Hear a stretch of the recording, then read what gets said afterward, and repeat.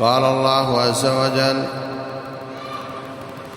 ورحمتي وسعت كل شيء فسأكتبها للذين يتقون ويؤتون الزكاة والذين هم بآياتنا يؤمنون الذين يتبعون الرسول الأمي الذي يجدونه مكتوبا عندهم في التوراة والإنجيل يأمرهم بالمعروف وينهاهم عن المنكر ويحل لهم الطيبات ويحرم عليهم الخبائث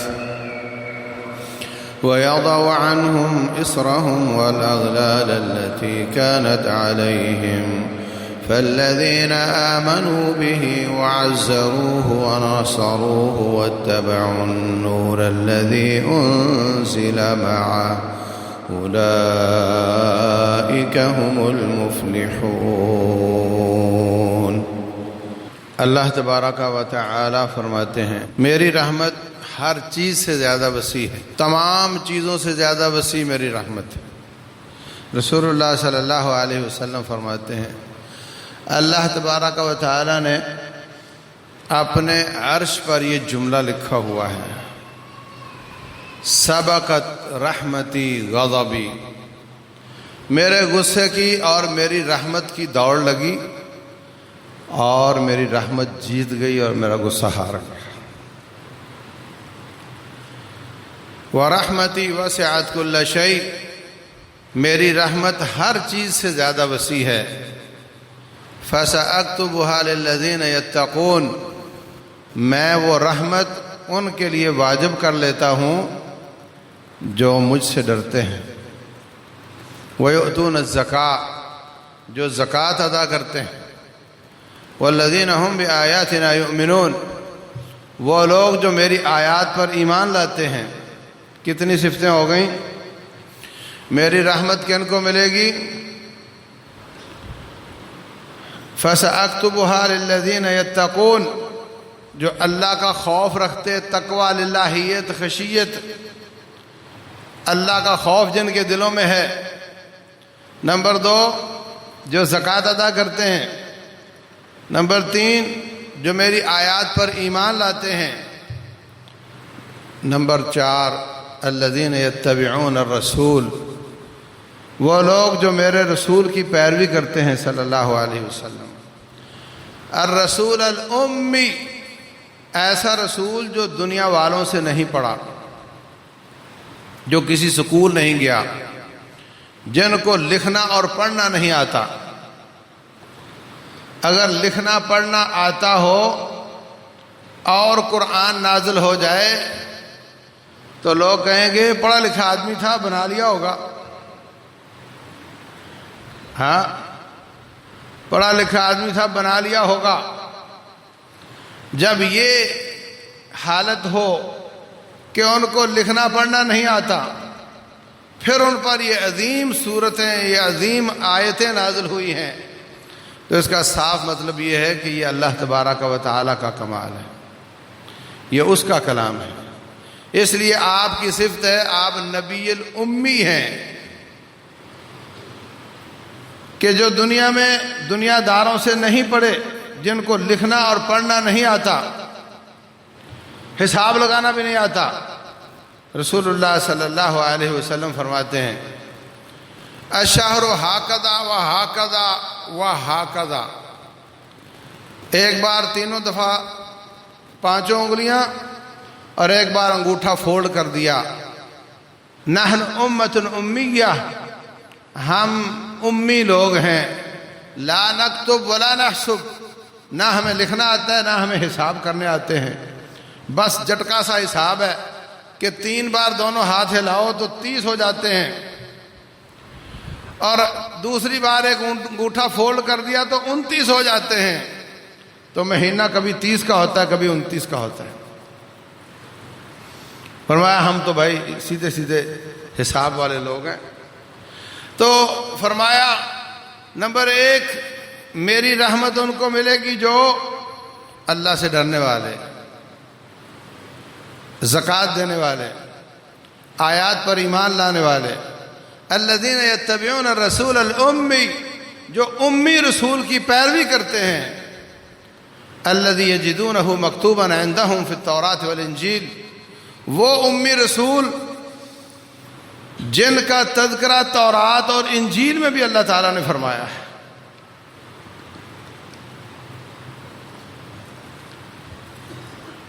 اس کے بعد رسول اللہ صلی اللہ علیہ وسلم کے وظائف، آپ کے کام، آپ کی ڈیوٹی، آپ کیا کام کرتے ہیں، ان کا تذکرہ شروع ہو جاتا ہے۔ الذین یتبعون الرسول الامی الذی یجدونہ مکتوبا عندہم فی التوراۃ والانجیل یأمرہم بالمعروف، وہ ان کو نیکی کا حکم دیتا ہے، وینہاہم عن المنکر، اور ان کو برائی سے منع کرتا ہے، وَيُحِلُّ لَهُمُ الطَّيِّبَاتِ، ہر قسم کی پاکیزہ چیزیں جو ہر حالت میں انسان کے فائدے کی ہیں وہ ان کے لیے حلال کرتا ہے، وَيُحَرِّمُ عَلَيْهِمُ الْخَبَائِثَ، اور جو نقصان دہ چیزیں ہیں، جو خبیث چیزیں ہیں، بری چیزیں ہیں، ان کو اپنی امت پر حرام کرتا ہے۔ ہر طیبات حلال ہیں، تمام خبیث چیزیں حرام ہیں۔ اس کو الٹ کرو، ہر حلال طیب ہے اور ہر حرام خبیث ہے۔ نہیں سمجھے؟ اس لیے آپ کو آیت یاد ہو یا حدیث معلوم ہو یا نہ معلوم ہو، جو چیزیں پاکیزہ ہیں وہ حلال ہیں، جو چیزیں خبیث ہیں، نقصان دہ ہیں، وہ حرام ہیں۔ کوئی آیت یا حدیث سپیشل اس کے بارے میں موجود ہو یا نہ ہو، چیز نئی آئی ہے، عہد نبوت میں نہیں تھی، اگر وہ خبیث ہے تو حرام ہے، اگر وہ طیبات سے ہے تو وہ حلال ہے۔ حرم پاک کے واش روموں کی سیڑھیوں پر ایک تختی لگی ہوئی میں نے دیکھی، یحرم علیہم الخبائث، کہ نبی علیہ الصلوۃ والسلام خبیث چیزوں کو حرام کرتے ہیں، اور ساتھ ہی سگریٹ کے اوپر کراس لگایا ہوا تھا کہ جب ساری کائنات کے تمام ڈاکٹر، عیسائی، یہودی، ہندو، مسلمان، بدھ مت، سب کے سب اس پہ اتفاق کرتے ہیں کہ یہ خبیث ہے، یہ نقصان دہ ہے، یہ خودکشی ہے، تو پھر نبی صلی اللہ علیہ وسلم خبیث چیزوں کو حرام کرنے کے لیے آئے۔ یہ حرام ہے۔ اس کے ساتھ جب سگریٹ حرام ہے تو پھر نسوار بھی اسی کی بہن ہے، اسی سے ہی بنتی ہے، اور پھر چرس اس کی ماں ہے۔ اس دور حکومت میں کافی ساری چرس عام ہو رہی ہے، اور شاید کوئی ایسا قانون بھی بنا ہے کہ اتنے گرام تک جائز ہے۔ یہ بہت قابل مذمت بات ہے۔ انسان تب ہے جب اس کا بھیجا کام کرتا ہے، جب اس کا دماغ خراب ہو جاتا ہے تو یہ حیوانوں سے بدتر ہو جاتا ہے۔ اس لیے اسلام نے انسان کی عقل کی حفاظت کی ہے، اور ہر وہ چیز جو عقل خراب کرے اس کو قابل سزا قرار دیا ہے، شراب ہو یا ہیروئن ہو یا کوئی اور چیز ہو۔ تو یہ آئس کا نشہ سنا ہے، کوئی نیا آ گیا ہے، شیشہ نیا آ گیا ہے، یہ سب چیزیں حرام ہیں۔ اس وقت 90% سے زیادہ طلبہ اور طالبات اس مصیبت میں گرفتار ہو چکے ہیں۔ سکول اور کالج اور مصیبتیں، ان میں یہ چیز عام ہو چکی ہے۔ اپنے اولادوں کی فکر کرو۔ ایک طرف مہنگائی اور مہنگائی ہو رہی ہے، بڑھتی جا رہی ہے، اور دوسری طرف وہ چیزیں خریدی جا رہی ہیں جن کا فائدہ نہیں، الٹا نقصان ہے۔ اس کے لیے پیسہ کہاں سے آتا ہے؟ اور یہ صرف امیروں کی مصیبت نہیں ہے، یہ غریبوں میں بھی ہے، اور بہت زیادہ ہے۔ ان کو برتن بیچنے پڑے یا کچھ اور، وہ اپنا نشہ پورا کر رہے ہوتے ہیں۔ یحل لہم الطیبات، نبی صلی اللہ علیہ وسلم کا کام نیکی کا حکم دینا، برائی سے منع کرنا، حلال کو، طیبات کو حلال کرنا، وَيُحَرِّمُ عَلَيْهِمُ الْخَبَائِثَ، ہر قسم کی خبیث چیزوں کو حرام کرنا۔ تو یہ سگریٹ، یہ نسوار اور پان کی تمباکو والی شکلیں، یہ سب چیزیں نمبر 1 خبیث ہیں تو حرام ہیں، نمبر 2 فضول ہیں تو حرام ہیں۔ فضول کام کرنے جائز ہیں۔ اللہ فرماتے ہیں من حسن اسلام المرء، حدیث میں آتا ہے اس مسلمان کا اچھا اسلام ہونے کی نشانی یہ ہے کہ وہ فضول کام نہیں کرتا۔ نمبر 3 کتنے ہو گئے؟ یہ نقصان دہ ہے، اور اسلام میں کوئی نقصان دہ چیز حلال نہیں ہے۔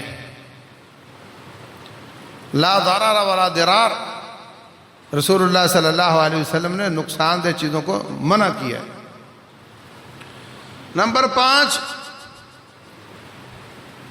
یہ فضول خرچی ہے، اسراف ہے۔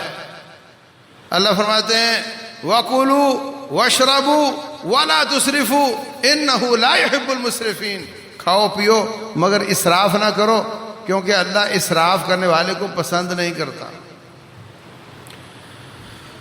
حلال روٹی زیادہ کھا لو تو یہ اسراف ہے، تھوڑی کھاؤ باقی ضائع کر دو تو اسراف ہے۔ فرمایا ان المبذرین کانوا اخوان الشیاطین، ایسی جگہ پر پیسہ لگانا جہاں لگائے بغیر گزارا چلتا تھا، یہ تبذیر ہے، اور تبذیر کرنے والے شیطان کے بھائی ہیں، اور شیطان جنت میں جائے گا۔ اچھا، اسراف کرنے والا اللہ اس کو پسند نہیں کرتا، انہ لا يحب المسرفین، تو جس کو اللہ پسند نہیں کرتا وہ جنت میں جائے گا۔ تیرے گھر میں کوئی ایسا شخص آ سکتا ہے جس کو تم پسند نہ کرتے ہو؟ ہاں، تو کیا رب کے گھر میں جاؤ گے اور وہ پسند نہیں کرتا ہوگا؟ تو گھوم پر بات تو وہی ادھر ہی آ جاتی۔ اللہ فرما دیتے جو شخص فضول خرچی کرے گا وہ جہنم میں جائے گا۔ تو تھوڑا ادھر کھنکتا تھا دماغ، ہاں یار جہنم کا بات ہو گئی ہے، بچنا چاہیے، لیکن اللہ نے فرما دیا اللہ اس کو پسند نہیں کرتا۔ تو لوگ کہتے ہیں کوئی بات نہیں، پسند نہیں کرتا نا۔ ارے سمجھو، جس کو رب پسند نہیں کرتا وہ جنت میں نہیں جا سکتا، اور جو جنت میں نہیں جا سکتا وہ کہاں جائے گا؟ گھروں میں بلا ضرورت بلب جلائے رکھنا، دن چڑھا ہوا ہے بلب جل رہا ہے، مسجدوں میں ہر شخص آئے اپنا اپنا پنکھا چلا لے، جہاں بھی ہو، وہ مال آپ کا ذاتی ہو یا جماعتی ہو، عوامی ہو، فضول خرچی حرام ہے، اسراف جائز نہیں ہے۔ کھانے اندازے کے ساتھ پکاؤ، کوشش کرو ضائع نہ ہو۔ ہوٹل میں جاؤ تو ضائع ہونے سے بچو، تھوڑا سا کھایا باقی پھینک دیا۔ سب چیزوں کا اللہ تعالیٰ پوچھے گا، یہ اسراف ہے، اور اسراف کرنے والے کو اللہ پسند نہیں کرتا۔ فرمایا اللہ تبارک و تعالیٰ نے جو ڈیوٹی لگائی ہے ان میں سے یہ ہے کہ آپ طیبات کو حلال کرتے ہیں، خبیث چیزوں کو حرام کرتے ہیں، اور یہ سب چیزیں سگریٹ، پان، گٹکا وغیرہ وغیرہ، یا تو یہ خبیث ہوں گے، یا یہ فضول خرچی ہوں گے، یا یہ نقصان دہ ہوں گے۔ اور ایک اور چیز ہے کہ اس سے پڑوسی کو بدبو آتی، پڑوسی کو بدبو آتی۔ سگریٹ والا گاڑی میں ایک داخل ہو جائے تو دماغ خراب ہو جاتا۔ مسلمانوں کو تکلیف دینا حرام ہے، جائز نہیں ہے۔ تیرے اندر سے نکلا اور جا کے دوسرے کے منہ میں گھس گیا۔ ہاں، ویسے تو کسی کا جھوٹا پانی پینا پسند نہیں کرتے ہو، اپنے اندر کی کالک لا کے لوگوں کی ناک میں ڈالتے ہو۔ کاش سگریٹ کے ساتھ کوئی چمنی بھی لگا لیے ہوتے، دھواں اوپر چلا جاتا۔ اربوں خربوں کا زر مبادلہ ملک سے باہر چلا جاتا ہے ان چیزوں کی وجہ سے، اور ویسے آپ بڑے غریب لوگ ہیں، ویسے آپ IMF سے قرضے لیتے ہیں، ویسے آپ کا ملک بڑا مقروض ہے، ویسے ہم مسلمان ہیں، اور یہ ساری مصیبتیں ہم نے اپنے ساتھ لٹکائی ہوئی ہیں۔ شادی کے لیے کوئی بچہ تلاش کرو تو جو ان مصیبتوں سے بچا ہو، بھلے نماز نہ پڑھے، لوگ کہتے ہیں بڑا نیک ہے، ہاں نا، بڑا نیک ہے بھائی، یہ ان مصیبتوں سے بچا ہوا ہے۔ ہوش کرو، اپنی اولادوں کی حفاظت کرو۔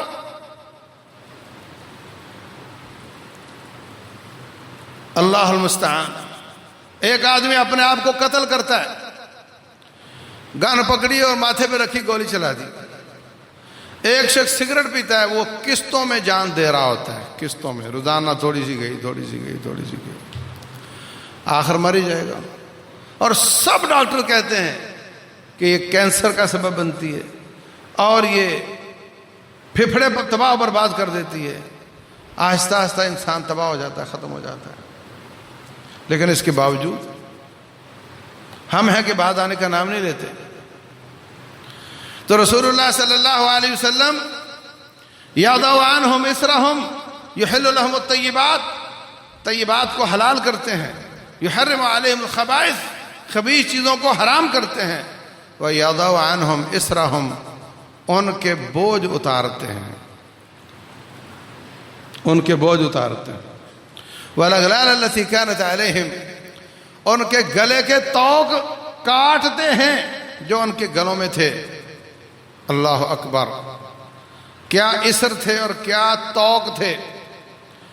رب ذوالجلال والاکرام نے فرمایا للہ ما فی السماوات وما فی الارض وَإِن تُبْدُوا مَا فِي أَنفُسِكُمْ أَوْ تُخْفُوهُ يُحَاسِبْكُمْ بِهِ اللَّهُ،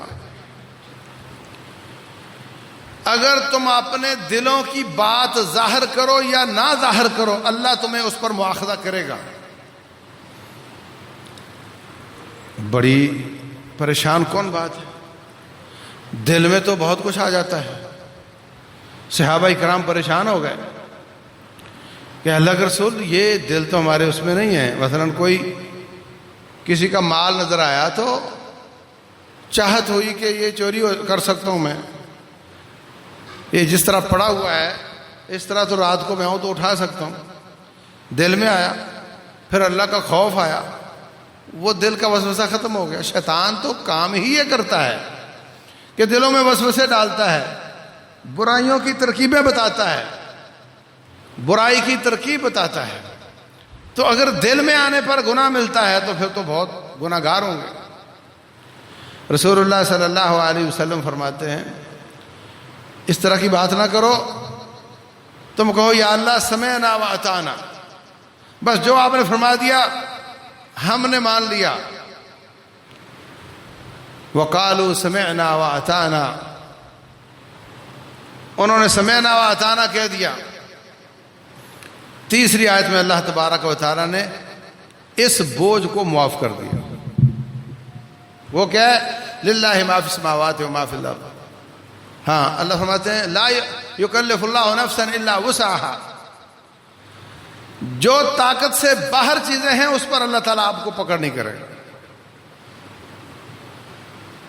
اور تم یہ کہو ربنا لا تؤاخذنا ان نسینا او اخطأنا، اللہ سے یہ کہو، یہ نہ کہو کہ یا اللہ یہ تیرا حکم ہے یہ ہم نہیں مان سکتے، یہ نہ کہو یا اللہ سمعنا و اطعنا، مان لیا۔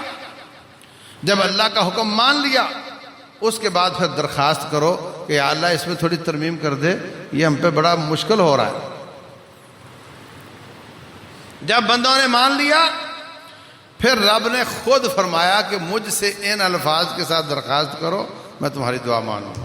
وہ کیا؟ ربنا لا تؤاخذنا ان نسینا او اخطأنا ربنا ولا تحمل علينا اصرا كما حملته على الذين من قبلنا، یا اللہ ہم پر وہ والے بوجھ مت ڈالیو جو سابقہ امتوں پر ڈالے ہوئے تھے۔ ربنا ولا تحملنا ما لا طاقة لنا به، یا اللہ ہمیں وہ چیز نہ اٹھوائیو جو ہم طاقت نہیں رکھتے، ہماری طاقت کے مطابق بوجھ ڈالنا۔ واعف عنا واغفر لنا وارحمنا انت مولانا فانصرنا علی القوم الکافرین۔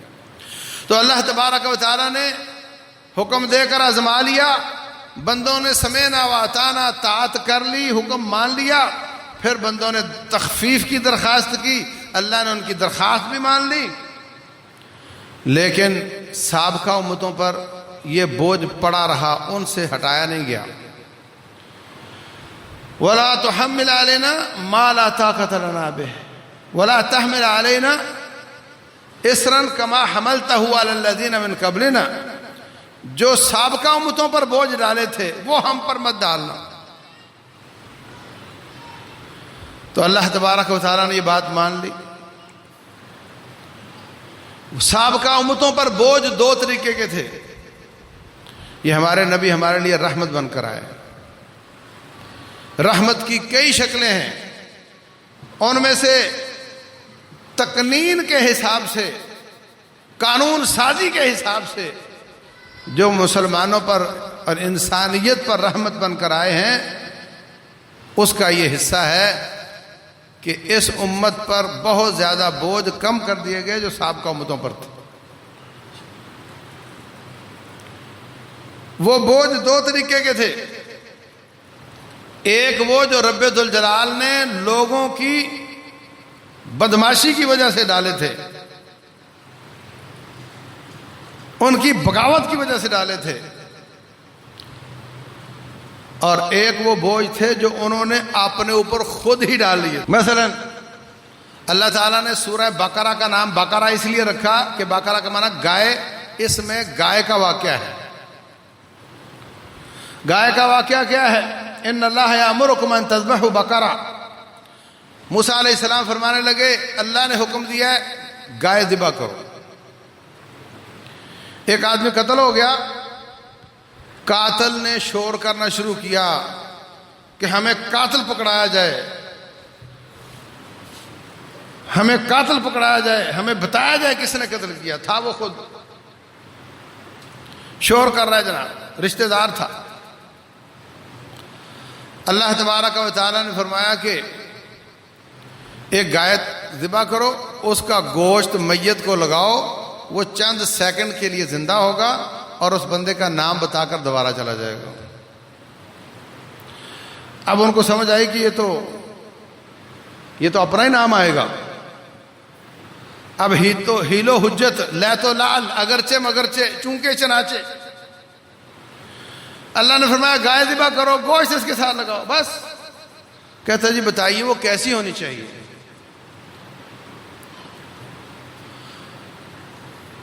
اللہ تبارک و تعالیٰ فرماتے ہیں کہ وہ نہ بوڑھی ہو نہ بچی ہو، بیچ کی عمر کی ہو، وہ گائے ہونی چاہیے۔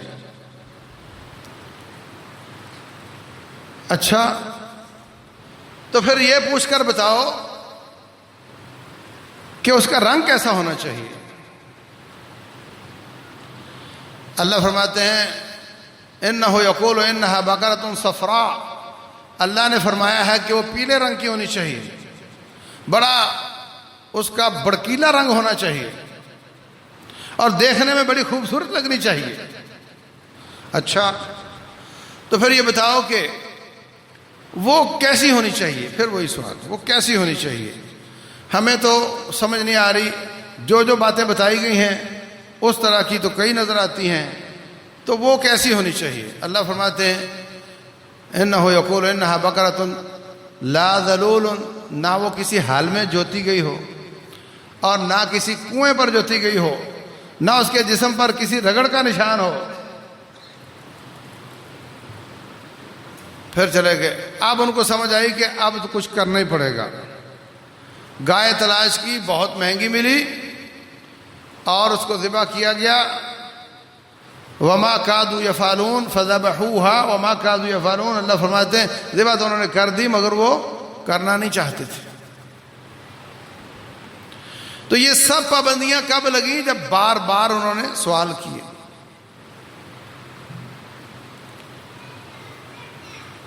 گوشت اس کا لگایا، اس نے بتا دیا یہ میرا قاتل ہے، پھر دوبارہ فوت ہو گیا۔ اسی طریقے سے ہیلے سازیوں کی وجہ سے اللہ تعالیٰ نے ان پر شدت کی. ان کو کہا 3 دن ہیں ان میں سے پسند کر لو. یہودیوں کو کہا جمعہ ہفتہ اتوار. یہ حدیث ہے رسول اللہ صلی اللہ علیہ وسلم. تو کہنے لگے جی ہمیں اتوار پسند ہے, یعنی ہمیں ہفتہ پسند ہے. عیسائیوں کو کہا تم پسند کر لو, کہا ہمیں اتوار پسند ہے. مسلمانوں کو کہا, انہوں نے جمعہ پسند کیا. رسول اللہ صلی اللہ علیہ وسلم فرماتے ہیں نحن الآخرون الاولون, ہم آنے میں سب سے لیٹ ہیں مگر سبقت لے گئے سب پر. ہمارا جمعہ پہلے آتا ہے, ان کا ہفتہ اتوار بعد میں آتا ہے. ان تینوں دنوں میں تینوں قوموں کو اللہ تبارک و تعالیٰ کی عبادت کا حکم دیا. یہودیوں کو کہا ہفتے والے دن کوئی کام نہیں چلے گا, صرف رب کی عبادت ہوگی. اب انہوں نے مچھلیاں پکڑتے تھے, سمندر کنارے رہتے تھے. اللہ فرماتے ہیں اذ تأتیہم حیتانہم یوم سبتہم شرعا ویوم لا یسبتون لا تأتیہم. ہفتے والے دن مچھلیاں اوپر اوپر نظر آتی تھیں, اور جب ہفتہ گزر جاتا تو ڈھونڈے سے نہیں ملتی تھیں. کذالک نبلوہم بما کانوا یفسقون, یہ ہم نے ان کو ان کی بغاوت کی وجہ سے آزمایا تھا. باغی تھے, بات نہیں مانتے تھے. اللہ نے فرمایا بیت المقدس میں داخل ہو جاؤ, جھکتے ہوئے گھستے ہوئے بیٹھ, جس طرح آپ بیٹھے ہوئے نا, میں کہوں آگے آگے ہو جاؤ تو کیسے ہوگے؟ جس طرح آپ گھستے ہوئے آگے ہوگے نا, اس طرح گھستے ہوئے داخل ہوئے, جھکے نہیں. بغاوت. اللہ نے فرمایا رائنا نہیں کہو, انظر نہ کہو, اس لیے کہ رائنا کو بگاڑ کر نبی صلی اللہ علیہ وسلم کی گستاخی کرتے تھے, ایک ایک بات میں بغاوت کرتے تھے. کہا وقولوا حطۃ, حطۃ کا لفظ کہتے ہوئے داخل ہو, سجدہ کرتے ہوئے جھکتے ہوئے داخل ہو. داخل ہوئے گھستے ہوئے حطۃ کی جگہ حنطۃ پڑھنے لگے, بگاڑ کر. یعنی ہر بات میں نبی صلی اللہ علیہ وسلم کو فرماتے نعوذ باللہ السلام علیکم, بجائے السلام علیکم کے السلام علیکم. السلام علیکم مانا نعوذ باللہ آپ پر ہلاکت ہو. ہر بات کو بگاڑنا. یحرفون الکلم عن مواضعه ونسوا حظا مما ذکروا به. تو اللہ تعالیٰ نے پھر ان پر سختی کی. کہا ہفتے کا سارا دن رب کی عبادت کرنی. انہوں نے دیکھا مچھلیاں نظر آتی ہیں, ہفتے والے دن کانٹا لگا دیتے, اتوار کو کانٹا نکال لیتے, مچھلی لگی ہوئی ہوتی تھی. اب کوئی پوچھے کہ تم نے یہ کیوں کیا, تو کہیں گے ہم نے تو اتوار والے دن نکالی ہے. سیم عادت آج عوام اور مولویوں میں آ چکی ہے. سود کو حلال کرنے کے نئے نئے طریقے ہیں. ایک چیز نقد 10 کی ادھار 12 کی دیتے ہیں, تو ہم کہتے ہیں غلط ہے. تو کہتے ہیں چلو ٹھیک ہے, میری یہ چیز ہے ہی 12 کی, 10 کی ہے ہی نہیں. یہ میری 12 کی ہے, چاہو نقد لو چاہو ادھار لو, 12 کی ہے بس. اور جو نقد پیسے لے کر آئے اس کو کہتے ہیں میں نے ڈسکاؤنٹ دے دیا. اب مولوی صاحب چپ ہو گئے بیچارے, وہ کیا کرے گا؟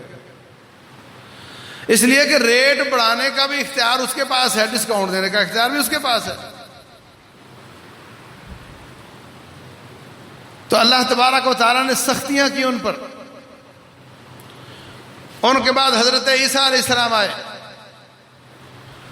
اللہ فرماتے ہیں وَلُأُحِلَّ لَكُمْ بَعْضَ الَّذِي حُرِّمَ عَلَيْكُمْ وَجِئْتُكُمْ بِآيَةٍ مِّن رَبِّكُمْ. حضرت عیسیٰ کہنے لگے میں تم پر بعض ایسی چیزیں حلال کر دوں گا جو پہلے حرام تھی. تھوڑا تخفیف ہو گئی. وَجَعَلْنَا فِي قُلُوبِ الَّذِينَ اتَّبَعُوهُ رَأْفَةً وَرَحْمَةً. ہم نے عیسیٰ علیہ السلام کو ماننے والوں کے دل میں نرمی رکھی تھی, نرمی رکھی تھی, ترس رکھا تھا. اور جو لوگ آج پوری دنیا میں خون خار بنے ہوئے ہیں یہ جعلی عیسائی ہیں, یہ سیکولر ہیں, عیسائی نہیں ہیں. قرآن سچا ہے. ان کے دل میں نرمی یہودیوں کے بارے میں کہا وَجَعَلْنَا قُلُوبَهُمْ قَاسِيَةً، ان کی بدمعاشیوں کی وجہ سے ان کے دلوں کو ہم نے سخت کر دیا تھا۔ گائے والے واقعے کے بعد میں بھی اللہ فرماتے ثُمَّ قَسَتْ قُلُوبُكُمْ، اس کے بعد تمہارے دل سخت ہو گئے۔ ان کے دل زیادہ سخت، عیسائیوں کے نسبتاً نرم۔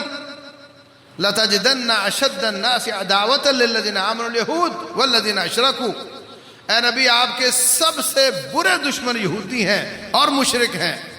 وَلَتَجِدَنَّ أَقْرَبَهُمْ مَوَدَّةً لِلَّذِينَ آمَنُوا الَّذِينَ قَالُوا إِنَّا نَصَارَىٰ، ان کی نسبت زیادہ قریب وہ لوگ ہیں جو کہتے ہیں ہم عیسائی ہیں۔ کیوں؟ ذَلِكَ بِأَنَّ مِنْهُمْ قِسِّيسِينَ وَرُهْبَانًا وَأَنَّهُمْ لَا يَسْتَكْبِرُونَ، اس لیے کہ ان کے مولوی اور پیر ان کو دین کی بات بتاتے ہیں، ان کے دل نرم ہوتے ہیں، وہ تکبر نہیں کرتے۔ پھر باری آ جاتی ہے ہماری امت کی۔ عیسائیوں نے ان کے نبی نے کچھ چیزیں حرام کو حلال کیا، تخفیف کر دی، مگر ان کی قوم نے اس سے زیادہ بوجھ اپنے اوپر ڈالا۔ وہ کیا تھا؟ وَرَهْبَانِيَةً ابْتَدَعُوهَا مَا كَتَبْنَاهَا عَلَيْهِمْ، انہوں نے اپنے اوپر رہبانیت کو خود ساختہ ترک دنیا اپنے اوپر لازم کر لیا۔ فَمَا رَعُوهَا حَقَّ رِعَایَتِهَا إِلَّا ابْتِغَاءَ رِضْوَانِ اللَّهِ، اللہ تبارک و تعالیٰ کو خوش کرنے کے لیے دنیا کو ترک کیا، دنیا کی نعمتوں کو ترک کیا۔ فَمَا رَعُوهَا حَقَّ رِعَایَتِهَا، پھر اس پر ٹک نہیں سکے، اس کا خیال نہیں کر سکے،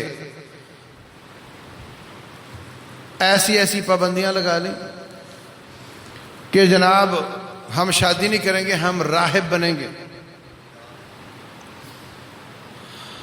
پرسوں BBC نے رپورٹ کیا کہ عیسائی کلیسا کے راہبوں اور راہباؤں نے 1,00,000 اور نہ جانے کتنے ہزار بچوں سے زیادتی کی۔ یہ کوئی خبر نہیں، یہ کوئی راز افشا نہیں کر رہا میں آپ کے سامنے، انٹرنیٹ بھرا پڑا ہے۔ جب آپ کہو گے میں شادی نہیں کرتا تو اللہ تعالیٰ نے تو آپ کو شادی کے لائق بنایا، اور آپ کرو گے نہیں تو پھر حرام طرف جاؤ گے، سیدھا سا طریقہ۔ ایک عالم دین کے پاس ایک نوجوان آیا، وہ بڑی عمر ہو گئی، شادی نہیں کر رہا تھا۔ ان کا بات سن، یا تو بیمار ہے یا بدکار ہے، دو باتوں میں سے ایک ہے، یا تو بیمار ہے یا تو بدکار ہے۔ تو عزیز بھائیوں، انہوں نے اپنے اوپر ترک دنیا، گوشت نہیں کھانا، گھی اور تیل استعمال نہیں کرنا، پانی سے دور رہنا ہے، خانقاہوں میں رہنا ہے، نہانا نہیں تو سر جڑ جائے گا، بال جڑ جائیں گے، پھر مکھیاں آ جائیں گی، ٹھیک ہے، کپڑے پھٹے ہوں گندے ہوں سب ٹھیک ہے۔ اس کو اللہ تبارک و تعالیٰ کے قرب کا ذریعہ سمجھا۔ اللہ اکبر۔ اور یہ سیم چیز مسلمانوں میں صوفیت کے نام پر دار آ گئی۔ اب آپ دیکھ لو، رب کعبہ کی قسم ہے، کسی آیت اور کسی حدیث میں یہ نہیں ہے کہ تم یہ کام کرو، کسی میں نہیں ہے، بلکہ آیات اور احادیث اس کا رد کرتی ہیں۔ انہوں نے اس کو اپنایا دین سمجھ کر، مگر اس کی رعایت نہ کر سکے، بدکار ہو گئے، اور مسلمانوں میں یہ چیز صوفیت کے نام سے دار آئی۔ اور آج جو دیکھ لو جتنے بھی مزار ہیں ان پر جو دھندا چلتا ہے وہ کسی سے ڈکا چھپا نہیں ہے۔ اور یہ مجھے کوئی بھی نہ بتائے تو میں کہوں گا یہ ہے، کیونکہ فطرت کے خلاف ہے، فطرت کے خلاف ہے۔ میں قبر پہ بیٹھوں گا، میں چلہ کاٹوں گا، میں خانقاہ میں رہوں گا، مسجدیں بے آباد ہوں گی، خانقاہیں آباد ہوں گی۔ رسول اللہ صلی اللہ علیہ وسلم نے سنا کہ عثمان بن مظعون شادی نہیں کر رہے، پیغام بھیجا، اور میں عثمان، اللہ تعالیٰ نے مجھے رہبانیت دے کر نہیں بھیجا ہے، میں کھاتا بھی ہوں، پیتا بھی ہوں، شادیاں بھی کرتا ہوں، کیا تو میری سنت سے بے رغبتی کرتا ہے؟ بخاری شریف کی حدیث ہے، 3 لوگوں نے وعدہ کیا کہ ہم آج کے بعد ساری رات کبھی سوئیں گے نہیں. ایک نے کہا، دوسرے نے کہا میں شادی نہیں کروں گا، تیسرے نے کہا میں کبھی روزہ نہیں چھوڑوں گا. آپ نے ان کی وجہ سے سارے مدینے کو جمع کر لیا، شدید ناراضگی کا اظہار کیا اور فرمایا انا اتقاکم واخشاکم للہ، لوگو میں تم میں سب سے زیادہ اللہ سے ڈرنے والا، سب سے زیادہ متقی ہوں. اس کے باوجود کھاتا بھی ہوں، پیتا بھی ہوں، شادیاں بھی کی ہیں، روزے رکھتا بھی ہوں، چھوڑتا بھی ہوں، قیام بھی کرتا ہوں، سوتا بھی ہوں. جو مجھ سے آگے بڑھنا چاہے گا وہ ہم سے نہیں. آپ کو اس رہبانیت کے رد میں تو بہت کچھ ملے گا، اس کے حق میں آپ کو کچھ نہیں ملے گا. رسول اللہ صلی اللہ علیہ وسلم نے حکم دیا جمعے والے دن نہا کر آیا کرو. فرمایا ایک سے زیادہ کپڑے رکھو، ایک تم جمعے والے دن پہنا کرو. سب لوگ جمع ہوتے ہیں، بدبو نہ آئے.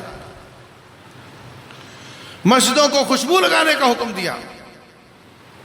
امر بالمساجد فی الدور وان تطیب وان تطہر، پاکیزگی اور طہارت کو آدھا ایمان قرار دیا. رسول اللہ صلی اللہ علیہ وسلم نے تکبر کی مذمت فرمائی. فرمایا جس کے دل میں ایک ذرہ برابر تکبر ہوگا جنت میں نہیں جا سکتا. صحابہ پریشان ہو گئے، کہنے لگے کلنا یحب ان یکون نالہ حسنا وثوبہ حسنا، ہم تو یہ پسند کرتے ہیں، آپ کی بھی یہی تربیت ہے کہ اچھے کپڑے پہنو، اچھی جوتی پہنو. جب تکبر کا ذرہ آ گیا تو جنت حرام ہے تو پھر تو مارے گے. فرمایا یہ مراد نہیں ہے، ان اللہ جمیل، اللہ خوبصورت ہے، یحب الجمال، خوبصورتی کو پسند کرتا ہے. تکبر یہ ہے کہ تم اپنے کپڑے دیکھ کر دوسرے والے کو حقیر سمجھو. اپنی نسل کی وجہ سے، اپنے پیسے کی وجہ سے، اپنی گاڑی کی وجہ سے، اپنی کوٹھی کی وجہ سے، اپنی برادری کی وجہ سے، اپنے رنگ اور قد کی وجہ سے کسی اور کو حقیر سمجھو، یہ تکبر ہے.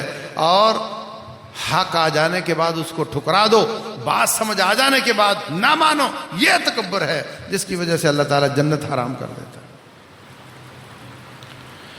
وَرَهْبَانِيَّةً ابْتَدَعُوهَا مَا كَتَبْنَاهَا عَلَيْهِمْ، انہوں نے اپنے اوپر رہبانیت کو لازم کر لیا، ہم نے نہیں کہا تھا. إِلَّا ابْتِغَاءَ رِضْوَانِ اللَّهِ، اللہ کو خوش کرنے نکلے تھے، پھر اس پر پورا نہیں اتر سکے. عبداللہ بن عمر بن عاص رضی اللہ تعالیٰ عنہ، بخاری شریف کی حدیث ہے، روزانہ روزہ اور روزانہ ساری رات کا قیام کرتے تھے اور ایک رات میں پورا قرآن پڑھ جاتے تھے. آپ نے بلا لیا، مجھے پتا چلا آپ ایسے کرتے ہو. کہا جی میں غلط ہوں. مہینے میں قرآن ختم کیا کرو، مہینے میں 3 روزے رکھ لیا کرو، اللہ تعالیٰ آپ کو 30 کا اجر عطا فرمائے. یہ تصور کہ میرا پیر، میرا امام، اس نے 40 سال عشاء کے وضو سے فجر پڑھی تھی اور لوگ کہتے ہیں سبحان اللہ. یہ تصور اسلام کا تصور نہیں ہے. وہ امام اسلام کا امام نہیں ہوگا، کسی اور چیز کا امام ہوگا. اسلام متوسط دین ہے. جس رب نے انسان بنایا اسی نے اسلام بنایا. اور جو نوکیا ہوتا ہے، جو سامسنگ ہوتا ہے، اس کے ساتھ موبائل کے کتاب آتی ہے نا، وہ کتاب کے مطابق اس کو چلاؤ، کھولنا پڑے تو اس کے مطابق کھولو، وہ ٹھیک رہتا ہے. اگر کتاب ایک کمپنی کی ہو، موبائل دوسری کمپنی کا ہو، اس کو اس کے مطابق چلاؤ گے تو خراب کر لو گے. بندہ رب کا اور قاعدہ کسی اور کا. جس رب نے یہ مشین بنائی ہے اسی رب نے یہ کتاب و سنت کی شکل میں قانون بنایا ہے. اس نے اس کی ہر چیز کا خیال رکھا ہوا ہے. آنکھیں بند کر کے اس پہ عمل کرو، کوئی ضرورت نہیں ادھر ادھر جانے کی. بالکل ٹھیک رہو گے، تمہاری دنیا بھی ٹھیک رہے گی، تمہاری رشتہ داریاں بھی ٹھیک رہیں گی، تمہاری عقلی، تمہاری جسمانی، نفسیاتی، ہر قسم کی بیماریاں بھی اللہ تعالیٰ دور فرمائے گا اور آخرت میں بھی جنتوں کا وارث بنائے گا. اگر اس پہ چلو جو اس نے بھیجا ہے، بنانے والے نے بھیجا ہے. جس رب نے یہ انسان بنایا اس کے ساتھ قرآن نازل کیا ہے، سنت مصطفیٰ نازل کی ہے، اس کے مطابق عمل کرو. تو ہمارے نبی علیہ الصلوۃ والسلام کا کام کیا ہے؟ ہر نقصان دہ چیز کو حرام کرنا، ہر فائدے والی چیز کو حلال کرنا. یہ کتنی بڑی بات ہے. ساری کائنات لیبارٹری بن جائے، سارے انسان ریسرچر بن جائیں، ساری کائنات کی پیٹرولیم، یورینیم کی، سونے اور چاندی کی، کانوں کی قیمتیں اس لیبارٹری پر خرچ کر دی جائیں، قیامت تک وہ نتائج تک نہیں پہنچ سکتے جو رب ذوالجلال نے ہمارے پیارے حبیب محمد صلی اللہ علیہ وسلم کی زبان سے ہمیں دست میں رکھ کر دے دیے. یہ تمہارے لیے اچھا ہے، یہ تمہارے لیے برا ہے، یہ نقصان دہ ہے، یہ فائدہ مند ہے، یہ حرام ہے، یہ حلال ہے. ساری دنیا ریسرچ کے ساتھ وہاں نہیں جا سکتی، پیسہ لگا کر نہیں جا سکتی. جو مفت میں مسلمانوں کو اللہ نے عطا کیا، اس سے بڑی رحمت نبی علیہ الصلوۃ والسلام سے بڑی رحمت ہم پر اور کیا ہو سکتی. اس لیے وما ارسلناک الا رحمۃ للعالمین. رب ذوالجلال ہمیں ان کی طاعت نصیب فرمائے. ان کے نام کے نعرے کافی نہیں، ان کے نام کے، ان کے دنوں کو منانا کافی نہیں، بلکہ ان کی بات کو ماننا یہ راہ نجات ہے. ان کی محبت دل میں رکھنا یہ ایمان ہے. اللہ تبارک و تعالی عمل کی توفیق دے. وما علینا